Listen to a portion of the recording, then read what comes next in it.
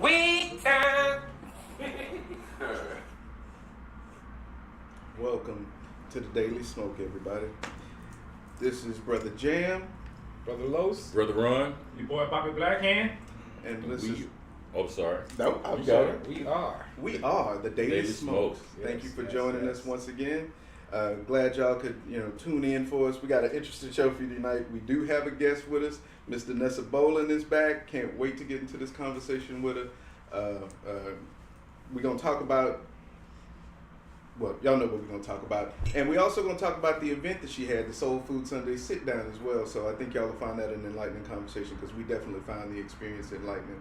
So what's been going on with y'all brothers, man? How's everybody doing? I'm chilling, man. I'm still reeling from that workshop we went to regarding, Danessa. That was a real experience. I've been telling everybody I can about it, man. Seriously, I've been talking about it pretty much nonstop since that Sunday, man. It really, and I'm gotta be honest, I was just thinking, okay, we're gonna go, we might film a little footage, talk to some people, glad hand, whatever. It's not gonna be something I really dig. It's not my scene. But I have to say, man, I was more than pleasantly surprised. I was much more than pleasantly surprised. I thoroughly enjoyed it. I found it enlightening. It was a really good experience. She's going to be planning her next one already, y'all. So I suggest you be ready. If you're watching the show, trust me, you definitely going to want to attend. Right, watch all the way to the end. Yes, so you can hear what's going on. Yes, because we're definitely going to talk about that a little bit more later. We'll get a lot more into detail as far as what went on Sunday and let y'all know what it's really like. Because she's here with us right now, Right, so she's exactly. going to be on the show today. Yeah. So y'all need to save that shit for when she sits down with us. Right. Tell her. That's why I kept it Time she light. can we go, we don't know what to say because we already said it. That's why I kept it light. That's why I kept it light.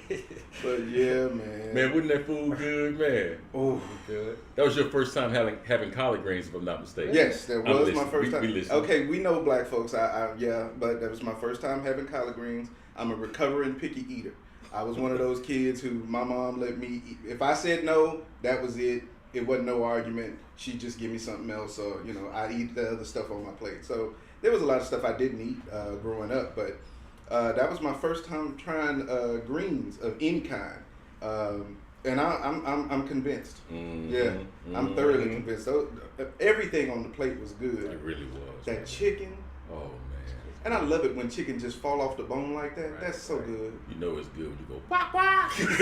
Like, How was the food? Quack, quack.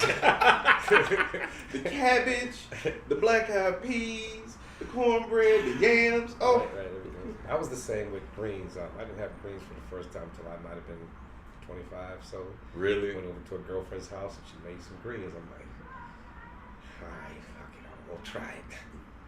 Try it. Oh, these are good. Okay, cool. And ever since then, I told my sister like, if you like them greens, wait till you try mine. I'm like, okay, cool. So from then on, I like greens. That's what's up, Yeah, man. yeah. Think Puerto Ricans don't eat greens like that, man? They do not like that, maybe a different way, but I don't eat green shit. I'll have some peas, but I'm not that much of a vegetable person. But yeah, that was since that time it was good. Yeah, my sister was like, "You ain't never had them, really? Yeah, the gourd greens are pretty good." She said, "Put that shit back down. Wait till I make you some." That's what's and up. it was like, okay, they tasted better or the same. I'm like, okay, cool. I like this. And since then, I've eaten greens. I was really interested in you attending for the purposes of the food that Danessa prepared, because you are very, very, like Jonathan, you are very picky when it comes to like certain types of food and determining whether or not they're good or bad or what have you. When I saw you impressed, I knew then, okay, it was not a hallucination. it wasn't just your imagination. Exactly. The food was really that good. Right, I Yeah. used to not eat cabbage and stuff like that. I started eating cabbage, and then the way she had it there, it looked like when I get at the Jamaican place, Yeah. I'm gonna have some of this and give me some greens, of course, and a little bit of chicken. I thought it was two different kind of chicken. I didn't know it was one with sauce and one without. So when I ate them, I'm like, well, they're both just as good. And then when she said one has, I'm like, okay, no wonder they were both just as good. The same thing. Right. Like you said, bop, bop. Right. right. The only bad part was and he gave me the itis at the beginning of the show. I'm trying to hang. It got heavy for a while. Yeah. But everything was good, and I wanted to listen, so I made myself stay up and watch it, and the itis went away, so that was cool. I knew it was good, man, because that itis caught me too. Yeah. After I ate, and then they was talking and everything, I'm like, oh, this is good. And then everything went black for a minute, and I woke up, and I'm like, John, why are you crying? What happened? what I missed, man? I missed something. What I missed? Somebody slapped you? You know? And then the Will Smith ran. You know what I mean? The beautiful lady talking to us in the corner. I'm like, wait, what? You know what I'm saying? Talking to us. What we doing? Shit. You know? My man in the corner he had the right spot, because he was over there. He was gone. Yeah, man. You know? He wouldn't even wake up. He was just gone. He probably told his wife, yo, I'm here for you, baby. Tap me when it's time to go. Did you see something interesting regarding, because we were trying to be all politically correct and, you know, all that. No, you can't bring no to-go box and all of that. But from what I understand, Brother Lowe saw something very different that had me laughing, man. I did see that. Oh, you too. saw that? I saw What that happened? Too. What did you see, There was man? a couple of people with some plates wrapped in foil for sure, ready to go. She Behind said the she curve had again. But you know, I Black. told Bobby before this, man, just put some little bit of, I'm sure she ain't gonna say nothing if you wrap some up and take it with you. She ain't gonna throw that shit out. Might as well take it. You know, so yeah, no, that lady had a Tupperware, a Rubbermaid four-slot Tupperware bowl. Oh, she and was aluminum. ready. She knew what, she must have been to one of your other functions. Wait, 'cause I she didn't knew. see that. Wait, Right in what? front of That's us. what I'm trying to tell you. I was like, okay, I'm like, man, I kept thinking, see, Bobby could have brought his aluminum foil and it wouldn't have mattered. You know, I'm like, shoot, we forgot when we Man, were you coming. telling me I could have brought some of that home? God damn it. Oh, we know next Tell time. her. Oh, yes, I'm coming we know prepared. next time. I'm coming prepared. Trying to elbows gonna be all on the table. You know what I'm saying? What? Go to the old school and put the napkin in your shirt. Right. What? I ain't coming up for air till I'm done. Right? By the time she tell people go on and eat, there's already spoons taken Trying out to of tell it. you. We got our bowl Trying to ready. Barbecue sauce fingerprints everywhere. You See, know? and I was trying to be polite. I kept my plate small. I really wanted to dig into a couple of, especially them yams, man. Oh. Yes. Yeah, those were good. You like the yams? Yams and the greens. I didn't have any of the yams. What Yams the were yams good. was like, man? Oh. Delicious. Yeah, that's what I All believe. that food was delicious. I believe it. Yeah. Man, Especially them everything was greens. good. Girl, you could cut them greens. I'm trying to tell you. I'm trying to tell you. I missed got the an black 82-year-old eyed woman peas at salad. home, so- I had missed that because I wasn't out there at first, and then when I went back in, I thought, well, we getting ready to go. I'm not trying to eat something right quick. So I ran out, but I missed that. I got a little Tried. taste of it, but it Did? was good. Yeah, Okay. it was good. I didn't get a whole another plate, but I got a little taste of it. The black eyed pea salad was good. Man, I wanted to ask you specifically, and I know we have the founder of the organization with us tonight. She's going to be on to talk with us more about the experience we had on Sunday. But I would like to know from you personally, when people were talking about their children and the challenges and the loss that they experienced, what was going on through your head at that time, man? Oh man, I felt every minute of it because you know, my daughter has had a bout with cancer, and I'm listening to these parents, you know, talk about their children's experiences with cancer, and just kind of realizing, you know, and you know my beliefs, but the grace of God, there go I. You know, my daughter came out of it fine. You know, she hasn't had any, you know, issues since then. Little hormone imbalance and, you know, stuff like that, but nothing that, you know, medication can't take care of. Because, well, either way, she came out of it okay. And to listen to these people, and I know the hospital they was talking about. I know about the bell. I've seen it. Yeah. I've been on that floor. Yeah. And you know, that could have very easily have been me sharing that same story. So that's why that's part of the reason why it moved me so much. Just even hearing their stories, you know what I'm saying? Mm-hmm. It really touched me. But of course, being a parent, we all have the same fears, we all have the same concerns, we all have the same worries. So it's really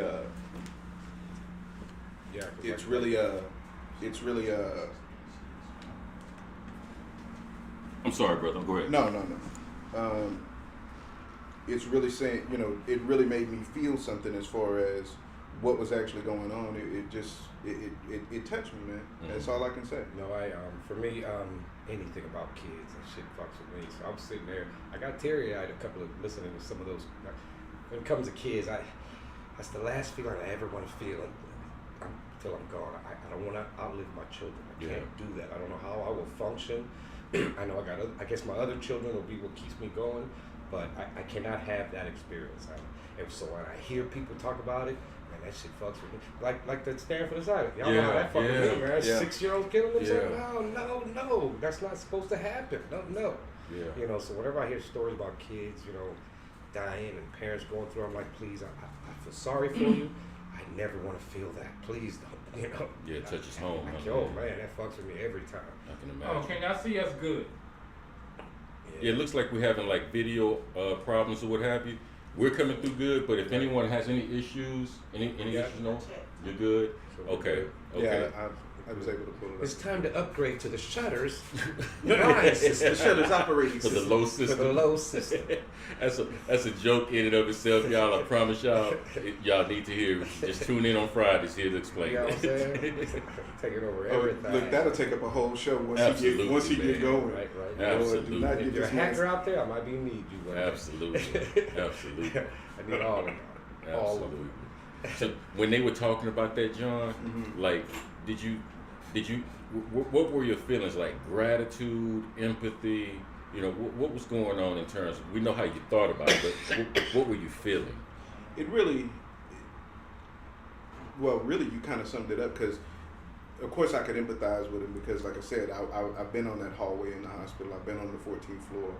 I've seen that bell, and I knew exactly what they were talking about, and so I could definitely empathize with him as far as, you know, the fear you feel going into that, not knowing what your child is going to have to endure, how long you're going to have to stand by them, because it's not like you have an opportunity or a choice to run away from it. Right. That's your child.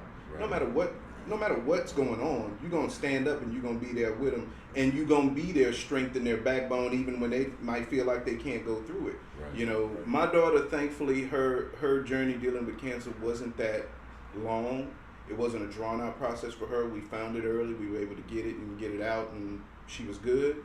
So I can't imagine going through that for years. Sure. You know, and months of not knowing, and then going like I think the one lady, your friend, she says her daughter went through remission for a stretch of time. Yes. So you thinking you in the clear, Yes. and then have it come back. Oh my God! Yes. Like the pain, the level of just hurt that's got to come back when you realize, oh no, we didn't. You know, this is not over. Yeah. That's like a you think, you know, in a horror movie when you think you didn't kill the bad guy, you know, you think you didn't knock Jason out with a baseball bat or something like that, and you're thinking, okay, I'm finna get away, and then your car died. Next thing you know, you turn around and Jason's standing right there. You know what I mean? Like, nigga, you ain't going nowhere. Right.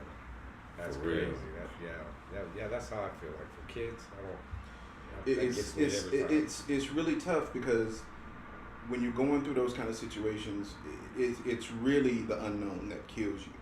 It's easy if it was me, you know, dealing with an illness or something like myself, I can handle that, you know, but that's my baby. You know what I'm saying? I didn't realize, my mother used to always say, man, you never know what anyone's going through. You know, that's number one. I remember a gentleman when I was in the military, his name was Jim Balcom, as a matter of fact. He said, Ron, you know, you want to conduct yourself in such a way that you may be the only Jesus that anyone may ever see. And that was very humbling for me. Right. And when we were in that room, again, I just wanted to listen. I didn't want to talk. Nothing. You know, I wanted to eat good food and just listen. Right. And one of the things that really humbled me during that experience was I didn't realize so much pain was in the room. I know. And it almost brought me to tears, because you never know what someone is dealing with. That really humbled me. And that's why I'm so glad Danessa is with us today. We're gonna go ahead and bring on out Danessa Bolling. She's the fantastic individual that actually conducted the workshop that we were able to attend. And she wanted to first and foremost come on when she said, Ron, we got to talk about Will Smith. We got to talk about it. You come on, love. Make yourself comfortable. Why you make me sound like Muhammad Ali? We got boom, boom, boom, boom, boom, boom, boom, boom, boom, Danessa. Boom, boom. Boom, boom, boom, boom, boom. Look at that. You want an intro music? I got you. Some intro music. We have the Dang. Do it all. You You have asked, the we CEO shall of provide. Diva Uprising Incorporated, the fabulous Miss Danessa Bolling. We are honored to have you here with us. Yes. We are. Yes, we are. Yes, we are. You got a little One studio more audience back again. there? Yes. Yes. One more again. Yes, Yes. indeed. Where two or more gathered. Absolutely. Won't he do it? Absolutely. So how have you been? I have been very reflective. Like I still haven't. Normally, the day after I do something, I go online and do my thank yous, and I haven't been able to because I'm still like taking all the feedback in, Yeah. and still sitting with it myself. And you know, God even dealt with me a little bit when I went on my walk Monday. Like he dealt with me a little bit, and I was like, oh, all right, okay. But I'm just still blown away by it. You know, as I told you all, this was a walk of obedience for me, and so to see what happened in the room, and that's the thing. Like, I apologize for everybody that wasn't in the room. I'm so sorry. Like, because people keep asking me that didn't make it, like, how was it? And I said, you just had to be there. Like, You really can't. I still you really can't can't put that explain in words yet. I'm It's still an experience. I'm still trying to gather that Absolutely. together. And then after that, buy a ticket next time. Absolutely. Right? Yeah, Then yeah. you'll know. And I will. We immediately afterwards, you know, the biggest feedback I got was that I needed more space because I need to get more people in the room because that was sold out. Yeah. Right. That was sold There was out. not an empty seat. We actually, there was No. I think 2 people standing at that. Yeah, at one point, yeah, because they like came in. Because there was seats. They There just was didn't like sit 2 there. seats. They were sitting, but those were 2 people. There were 2 people who came with someone who bought a ticket, and they bought their ticket like at the last minute, which is what y'all know. I kept warning people Right. about, and so, but in that moment, I was like, okay, I got 2 seats left.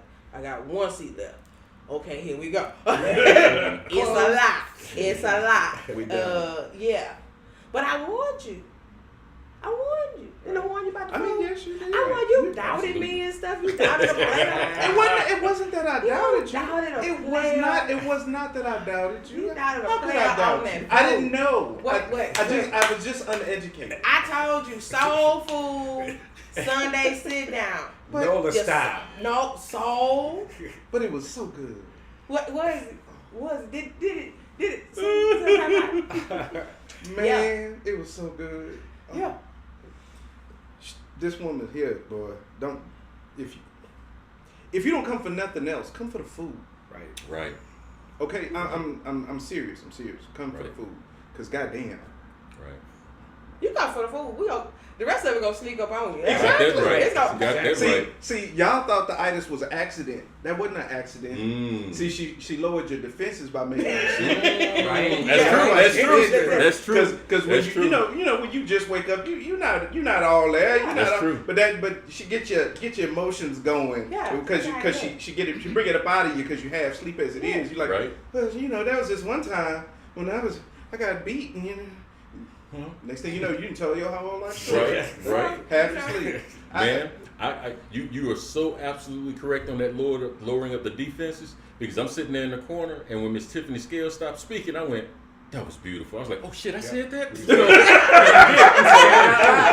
Come back, Ron. Come back. Right, you Yep. like, You know, you let your player, you know what I mean? go Like, down. damn, Like, you know, let your- man. let your player Game out. face, nigga. Game face. Yeah, when you coming on the show, you know, they caught me, man. for Tiffany real. was a beast with it. I warned, but I warned y'all about everything. She was You did. intense. You did. She You was did. intense. Absolutely. I Yeah. told y'all. I mean, please know, as I said already before, but if you ever hear me say I'm going to have additional people there, they have been vetted. And I know what I'm talking about when I bring them on. I don't doubt you now, for sure. Good grief.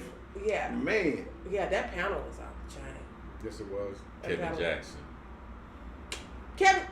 Kevin Jackson. Ain't nobody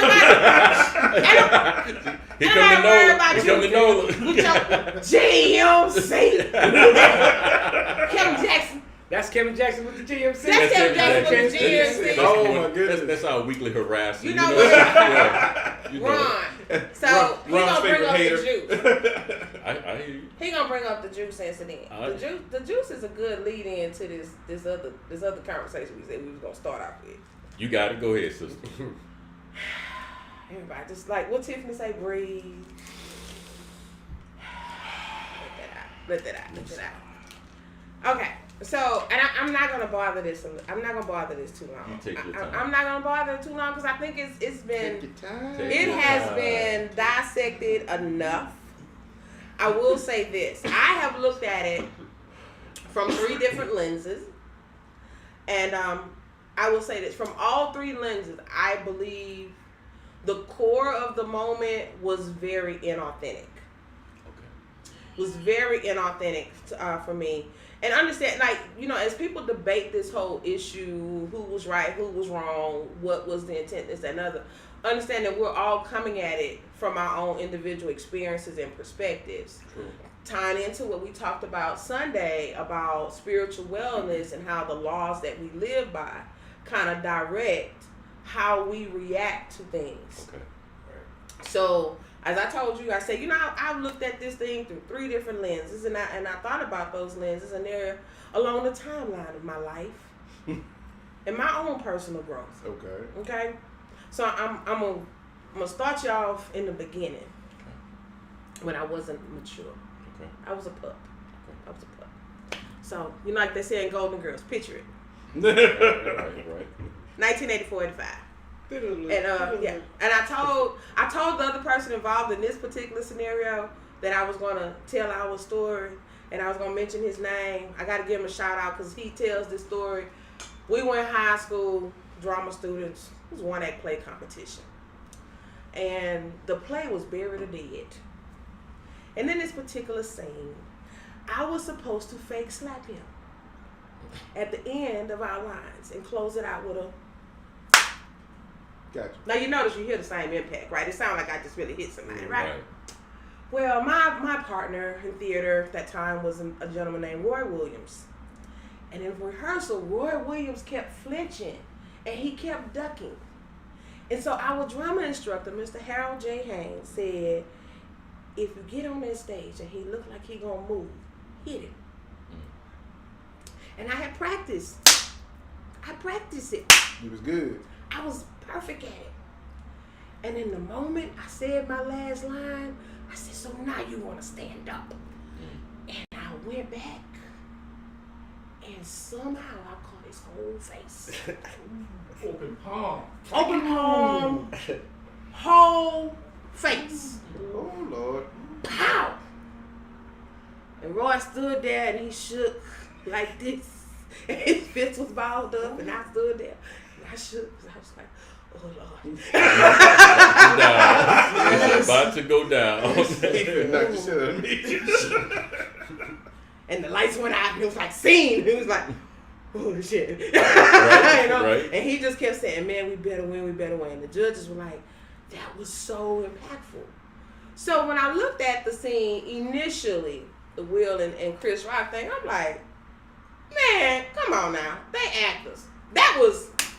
Right. That wasn't even open palm. That was just fingers across. Because it was like this. Yeah. And I'm just like, I don't know, follow the money on that, blah, blah, blah. That was high school Danessa's thought, that this was fake. Okay. That was my thought. It was fake. You know, Okay. that was my thought. More they played it, this, that, and the other. So then, I looked at it a little bit more. And post-high school, pre-degree Danessa kicked in, though. Okay. Now, pre-degree Danessa is a product of Fifth Ward. Okay. Fifth Ward Danessa. And Fifth Ward Danessa saw this slap as in, if Will really intended to slap or to hit Chris Rock, I am now pissed off that you went up on that stage and you slapped the dude open hand trying to defend me. Like, don't defend Agreed. me with no Right. slap, dog. Agreed. Agreed. Don't defend me with no slap, bruh. If you... Agreed. John, No. If you gonna defend me, and you gonna go up on public and defend me, you gonna risk career, our money, and everything, I need you to draw back your elbow like you about to hit an arrow to a target. Like, punch. Knock him down at least. At least. hit him in the stomach, knock his ass out. No, I know you need to go for the jaw. You need to like rattle the cage. Like you gotta rattle the cage. Right, try to make some teeth come out the other side. Right. So You need one of the Muhammad Ali moments. like, so, Yeah. like he was playing the wrong character for me. That was my thought with that. Like, you know, as a person that era in my life, like if you was gonna do that, then let me go up there and hit him, and then you come snatch me off stage and act like you trying to keep me under control, and we just walk out like we really mad. Right. So I had an issue with that. So again, inauthentic. Both times, I just don't think it was authentic. So the grief, Danessa, taking a look at this from a biopsychosocial perspective, and thinking about what we talked about on Sunday. Slap was real. It was still inauthentic. And the reason why is because it wasn't about Chris Rock and it wasn't about Jada. Nope. That was his shit that walked up on that stage. Agreed. Emotions. That was shame. That was guilt. That was embarrassment Because he that laughed walked and up on clapped. that stage. Now I've had somebody tell me, well, how are you gonna make an assessment? You don't have all the details, this, that, and other. I'm making what we call in the field an initial assessment based on the information that is sitting before me. Right. And what is sitting before me, and knowing a brief history of this couple, and all of you think about his past year and all of the stuff that they've gone through. Like, you didn't have that intense anger when this person went public about this cyber. You didn't have this intense anger with this. You had this. You had an easy target and a captive audience at that moment. Right. And you went for it. But even the slap didn't equate the level of anger that the words when you sat back down. Like, they weren't lining up for me. Right. When said to me, like, that wasn't genuine anger, that was shame. And if you remember, I told you guys on Sunday, anger has a bunch of messy friends. It's never the first emotion. Right. So if you look at it, he's sitting there and he's laughing. Whether that laughing could have been nervous laughter. It could have been like the shame and embarrassment of, here we go again on this night, this, that, and the other. And anger said, shame said, here you go again with this bullshit. They talking about you, dog. Now you're on national TV. You supposed to be Oscar night, and they up here talking about you, gal. Dog. Here you go again. Look how she looking at you. Right. And then he look over at her, and she looking at him like, so it's funny. Right. So it's funny. And that's what Tupac wouldn't have laughed at me. Oh, okay. You sure right. It's funny. Laugh now. Right. Cry later. Right. So what did he do? He got to salvage his manhood, his reputation, everything, because this is all happening on camera. Right. So he gets up and does what he thinks he has to do in that moment. Now, is it what he really wanted to do? No.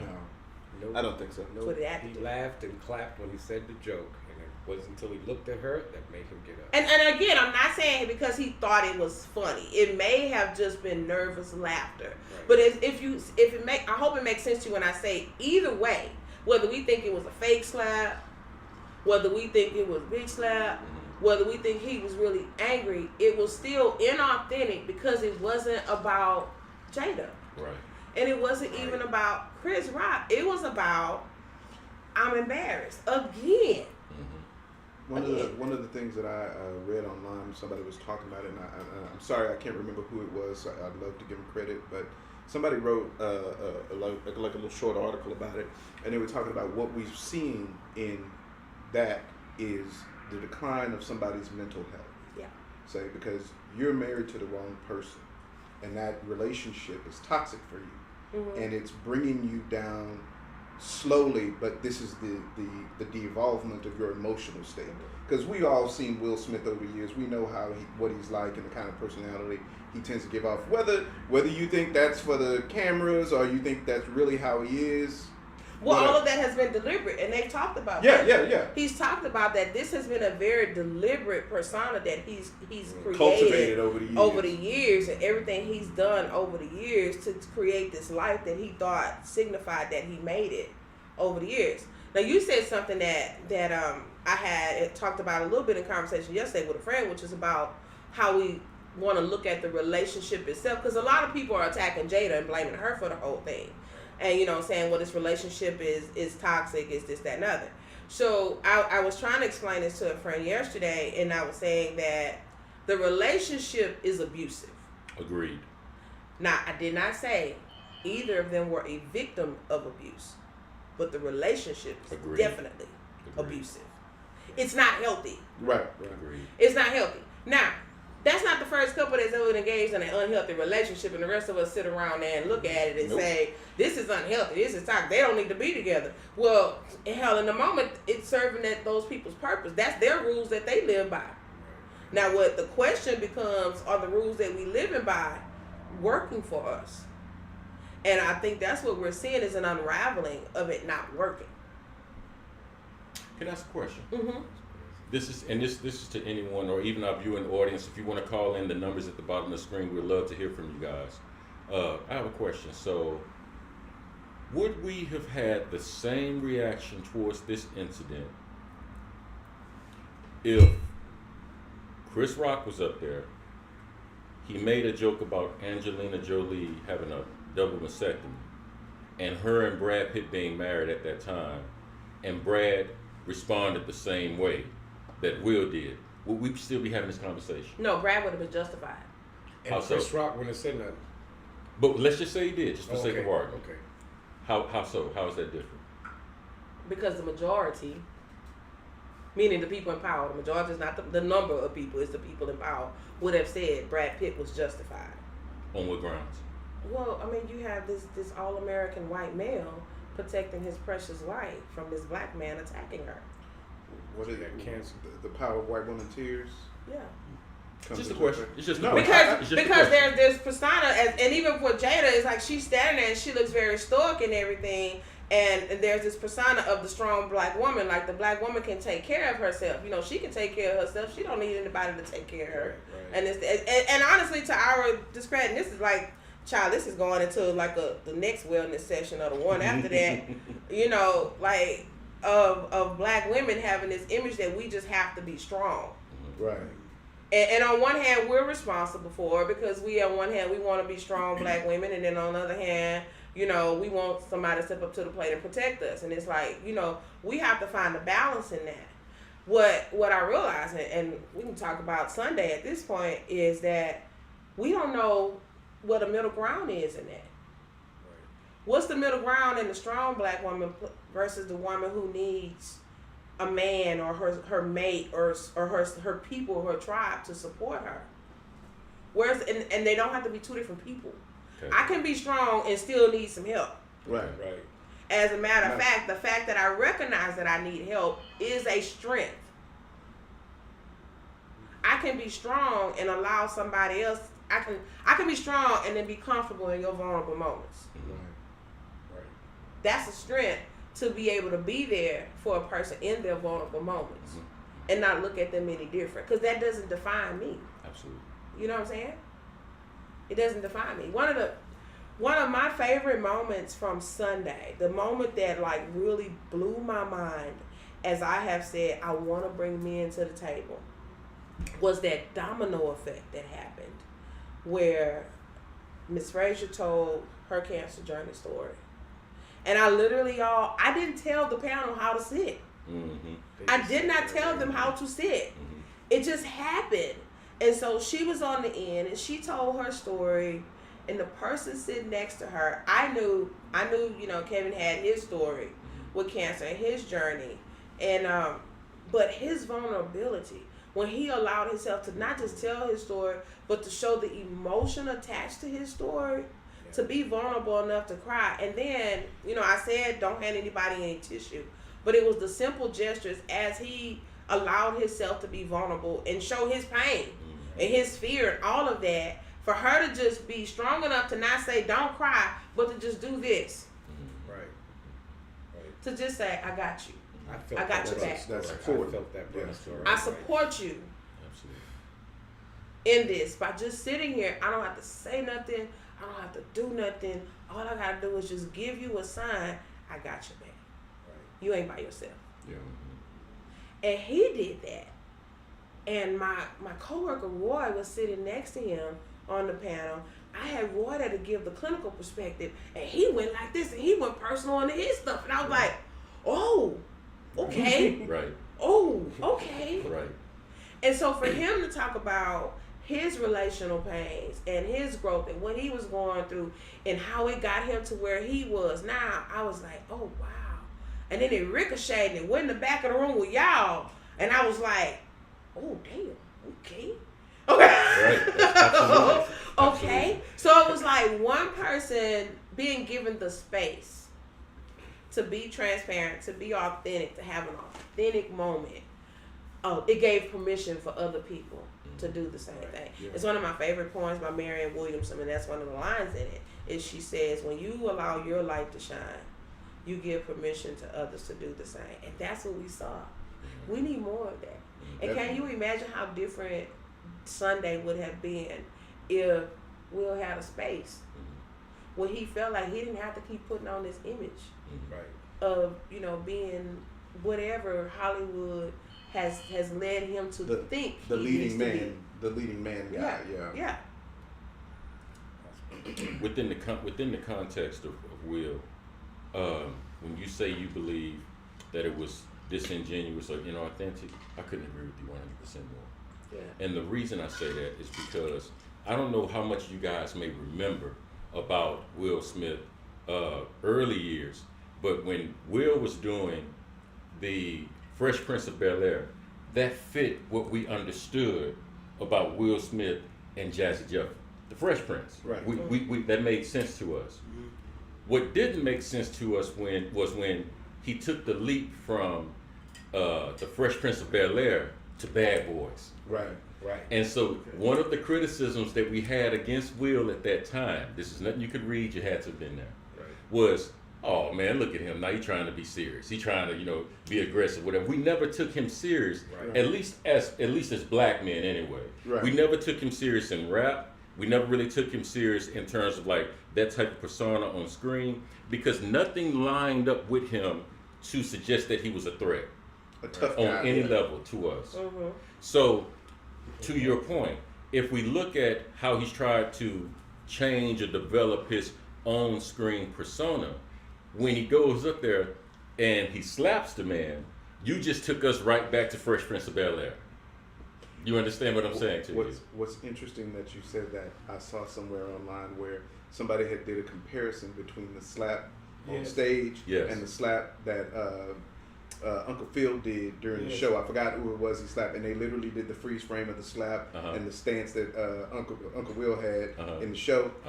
Almost identical. There it is. Almost identical to the way that and I can't think of the actor's name right now. James Avery. Yeah, bless him. I know he's passed, but that brother, the stance that he had, the way he had his arm tucked in, everything, exactly the way Will Smith slapped Chris Rock. That was staged. So even if it wasn't staged in the sense of they planned it, it was an act. I think it was inauthentic. Like I said, I don't want to make a concrete like that was fake. Right. It looked, and to me this is why. Now since then there's been some different narratives that have come out that maybe it was not. But when I say it was inauthentic, I'm saying the motivation behind it was not authentic. Right. I don't believe the motivation behind it was very real.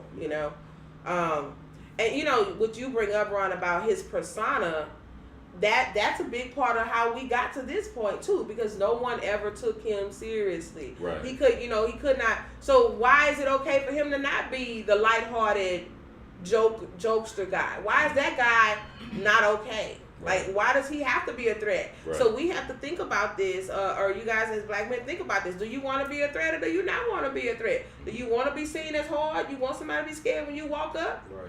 Or not? Yeah, that was a comment even his mom said, like, I've never seen this side of Will. It was like he's always been that just, carefree, happy, being Will. It was like even she was shocked, like, I've never seen this side of my boy. So I don't know what the hell that was. She was defending. It wasn't really I guess again this may be Fifth Ward, Danessa.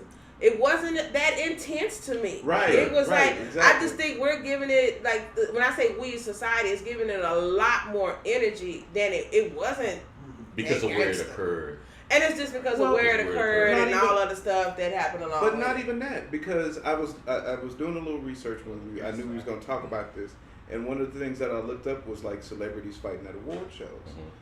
Kid Rock and Tommy Lee have had a fight at the MTV Awards. Well, I think Kid Rock just punched him, but I think that was this didn't get this kind of media coverage. Was it on stage? It was on. No, Backstage. no, it was not Right. on stage. Right. It was in the audience, I believe, Right. if I remember right.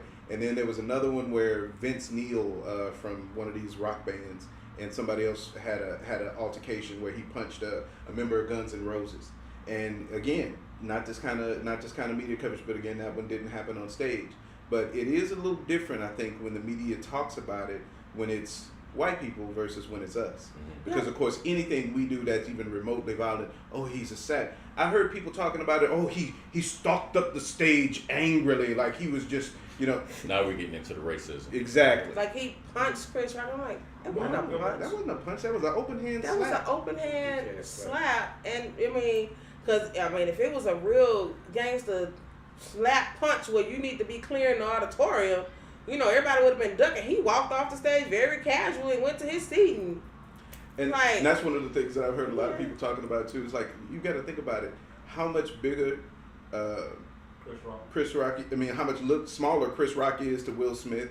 How much Will Smith would outweigh him if he really put his weight, you know, if he really properly slapped him like you would have intended to slap somebody if you was really going up there to defend what you thought was your wife's honor. There is no way Chris Rock should have still been standing after that slap. At least one knee to the ground. You know, something. Or even push him. He barely stumbled. But again, it's because It wasn't out there. Like, it wasn't, the moment didn't fit the amount of energy that he wanted to give it. Now, the other part I heard about this whole incident on the other side is from Chris Rock, when people are saying it was fake because Chris Rock didn't respond. And Ron, you're familiar with this term, freeze response. Absolutely. And so, you know, one reason maybe why he did not respond, it wasn't that he was scared, it was fake, or this, that, and the other. It was a freeze response, because I heard something earlier that some years ago he told a story of how when he was a kid or a teenager or something, he got into a really bad fight, and out of that fight, he just would not fight anymore. Yeah. He refused to fight or something anymore. And so in that moment, I think that was that freeze thing that can happen to any animal when they get caught off guard. Well, before they react, they lock up. Right. I mean, you think about it. If you charge at a dog, you got pit bulls or whatever, you charge at that dog, the first thing the dog does is this. Then they attack. Right. And so that may have been what we see. So, you know, bottom line, I don't think that any of us have all the answers. What we do have are our own perspective based on our own lived experiences. And so it doesn't make any one person's, you know, opinion on it right or wrong. It just is. Right. It just is. At this point, that's all we have is opinions. That's it. You know what I want to draw a comparison to? I heard this about maybe 3 years ago. And again, this was just in conversation. I heard that Prince, dude in high heels, tight pants, jerry curl or processed hair. I heard, man, that on more than one occasion, Prince would be in a club, and if you disrespected him, he would jump on you and deal with you. And I think Prince was 5'5", something like that. Okay, now follow me. Here you have this dude here, Purple Rain, with these kind of clothes on. This, of course, it's the mid to late 80s. He's everything that you would not expect of a masculine, aggressive male sex idol, maybe. Yes, of course. But in terms of a person that would garner your respect because he's a threat to you, from first appearances, he's not even on the radar. Right. But when I heard the story, I didn't doubt it. Right. Because I knew where he was from. And, you know, prior to, you know, Little Red Corvette and all of that, we have a lot of history of who Prince was. So I was like, I can believe that. Now, here it is again. This man here is dressed this way. We never questioned his masculinity. Why am I bringing this up? Because Will was just the opposite of it. And here we are. Man, that's not really you. That's you're not real with it. Yeah. That you got mad, as this lady is saying, you got mad because you was embarrassed. You weren't taking up for your lady, for your wife or what have you. I found it to be a very interesting comparison in my mind. Yeah. Because I think, and I can only speak for myself, real men know who they can and cannot test. We know that.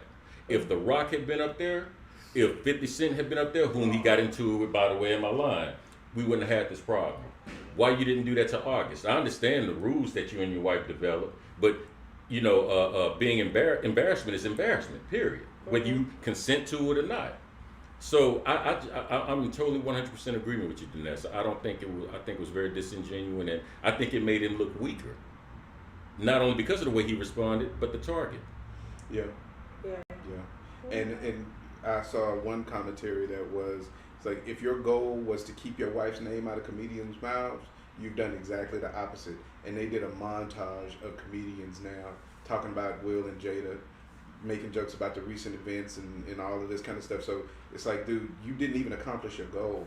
Yeah, but you know, that moment was very, it was impulsive. It was instant in the moment. True. And I, you know, like we talked about, that messy friend. True. That messy friend sitting on your shoulder don't tell you the after effect. It just tell you right then. It's just messy, like, you ought to be shamed.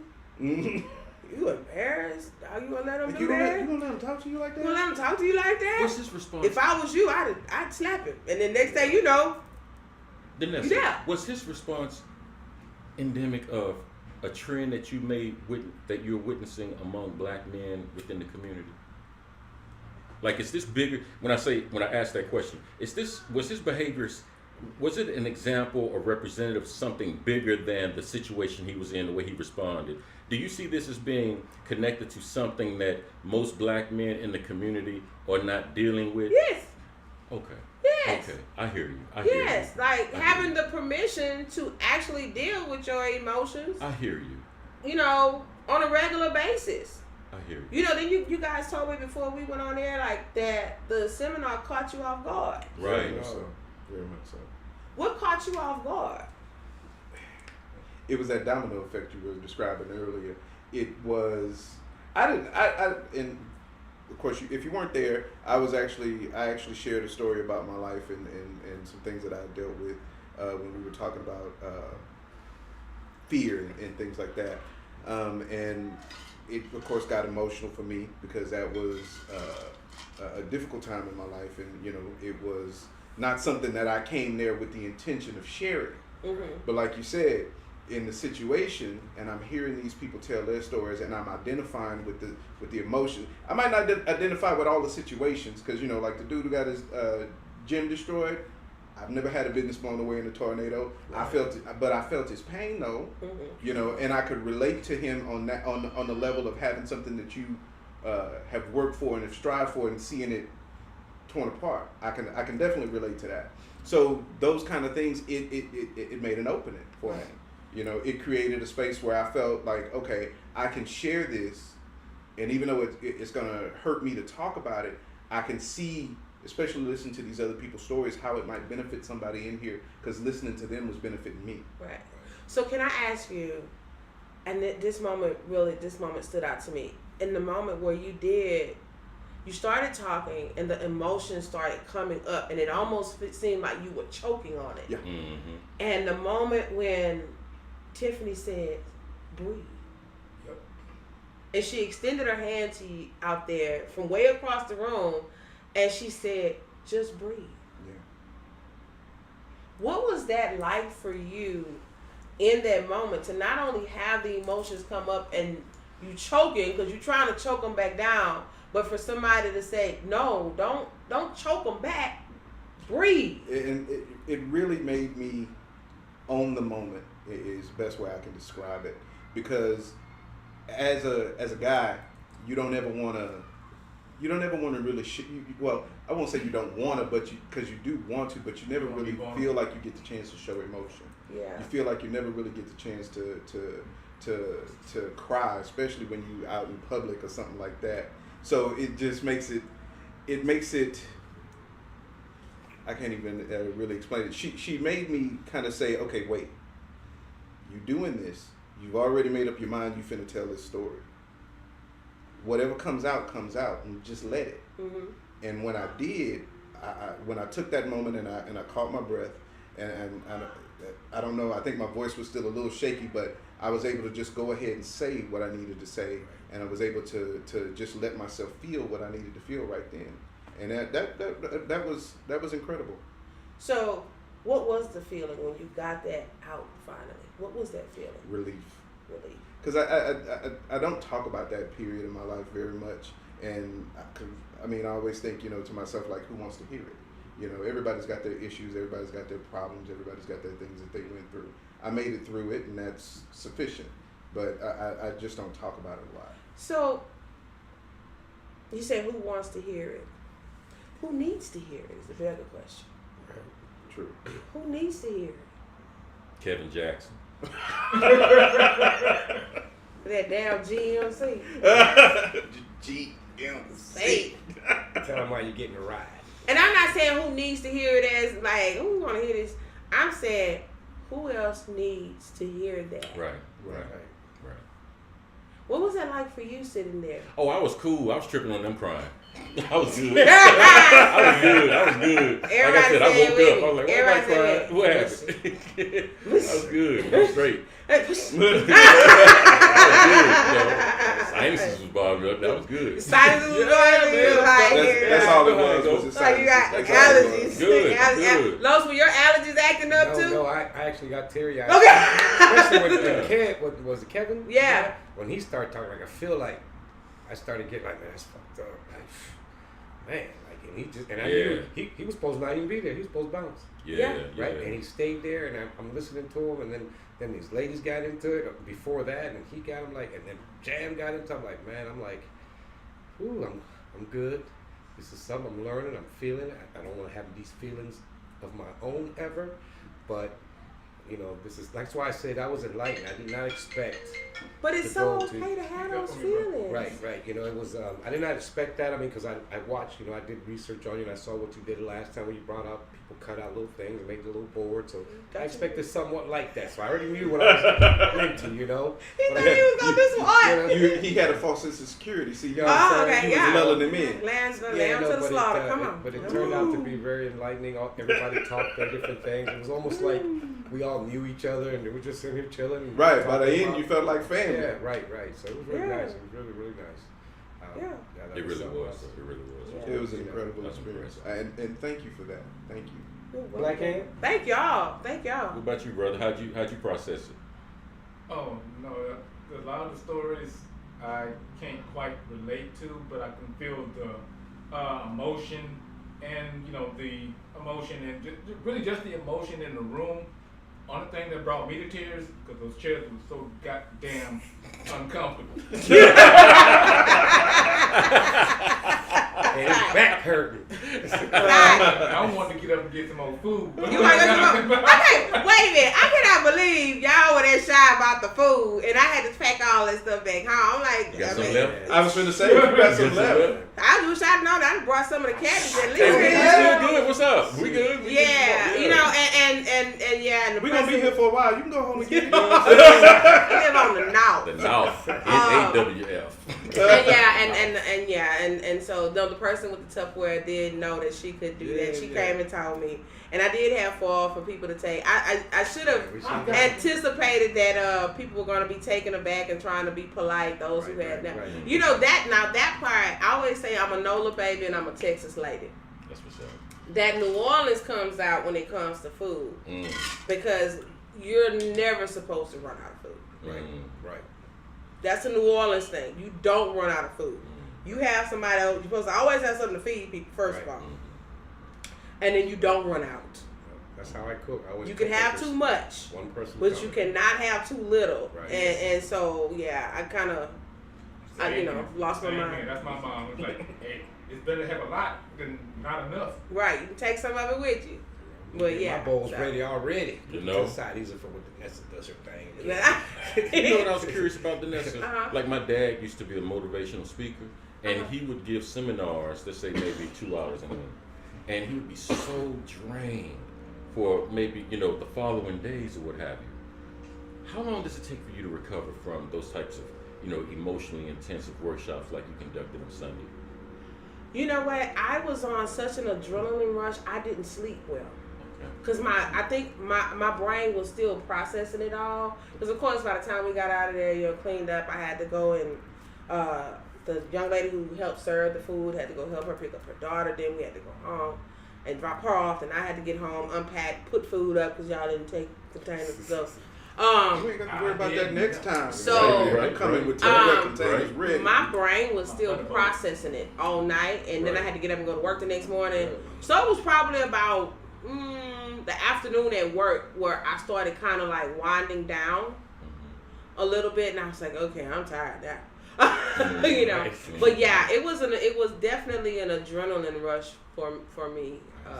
It was just an amazing experience, and I'm just so grateful for you guys for being there, and you know, just being supportive and so open, and it did feel like family, and that's what each one is designed to do, is to build a community. I mean, can you imagine how the narrative would change if we made it normal for us to all be in a room and hold these courageous conversations and create a space where if we keep telling black men we need them to step up to the plate and do this and support the family and be there and talk to us and this and another, we have to create a space where it is safe to do that. Sure. And to be able to relate to one another, to really hear each other. Sure. Absolutely. Yeah. Absolutely. So the next one, How long is it going to be before we have to wait for this next workshop you're going to conduct? I'm actually looking at the second week in July. The second week in July, because that last week in June feeds right into the 4th of July weekend. Okay. So I'm looking at a Friday. Okay. And I'm calling it the happiest hour. Okay. And we're gonna tackle emotional wellness. Okay. This one, as I told you guys, as I go through the wheel, mapping out like how I think the wellness wheel actually should flow, as far as how it, you know, people get to that total healing. Understanding what wellness is definitely was first. Spiritual wellness, I felt very strongly that we needed to tackle and dissect spiritual wellness, and I don't even know if we really spent enough time with it. That was supposed to be 3 hours. And at the 2.5 hour mark, I was going, hey, if you gotta go, you can go. It was like, ain't nobody look like what? It went like what, 4.5, 4? No, and then people were like, no, we here for this. And even the person who was supposed to be going at 6:30 was like, nah, I'm staying. And so it went 4 hours. Yes. It went 4 hours. Right. It went almost 4 hours. It went like 3 hours and 45 minutes. So it went over 45 minutes, and then I'm apologizing, and I even told my coworkers, I said, I meant to keep it at 3 hours, but it just, and you know, and Roy said, nobody was concerned. It was so organic. It was like nobody was concerned with the time. It was just not enough. So the next one this showed me that we need to tackle emotional wellness next. Because in that room, in that space, people were able to identify feelings and emotions. Like you were able to label it fear, relief, you know, all of that those emotions came out that many people couldn't even put a label on it beforehand. I mean, we talked about trauma. Yes, we did. So before we go, I wanted to ask you about, what is it, Nola Baby products? Nola Baby Flavor Company. Nola Baby Flavor All of Companies. your food was seasoned with Nola Baby Flavor Company. Now the questions I had was, I got Cajun. What's the flavor tones on that? Cajun. So Cajun, and many people have asked me when I first started making the blends, I made a Creole blend. And people were saying, was that Cajun? I was like, no, Creole and Cajun are two different flavor profiles. Right.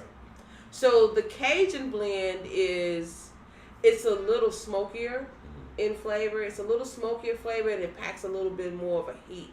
Creole food has a little bit of a kick to it, like it kick you like in the back of the throat, a little bit like, okay. They'll tickle back there. They go away. Yeah, go away. But Cajun, I feel like Cajun food like captures your whole mouth. As soon as you taste it. Yeah, it's yeah. So that's the Cajun. And then there's a Caribbean. The Caribbean it's jerkish. Okay, it's very jerkish. Okay. So maybe not a total jerk, but it's very, very, like, it makes a great jerk chicken. Right. And then there was Uncle Sonny. Uncle Sonny is a tribute to my dad. My dad is a heart transplant recipient. We don't call him a patient anymore. He's had his heart now 28 years. Wow. He's outlived his heart 3 times already. His heart, he's had it 28 years. And so Uncle Sonny is his journey in flavor. Okay. So from his Alabama roots to moving to New Orleans to his little attitude, my dad can say stuff off the top of his dome, and it's like, what? You know, he just doesn't like. Right.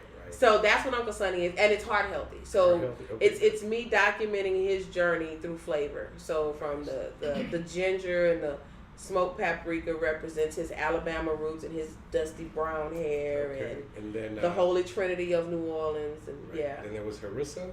Harissa is a North African blend. Okay.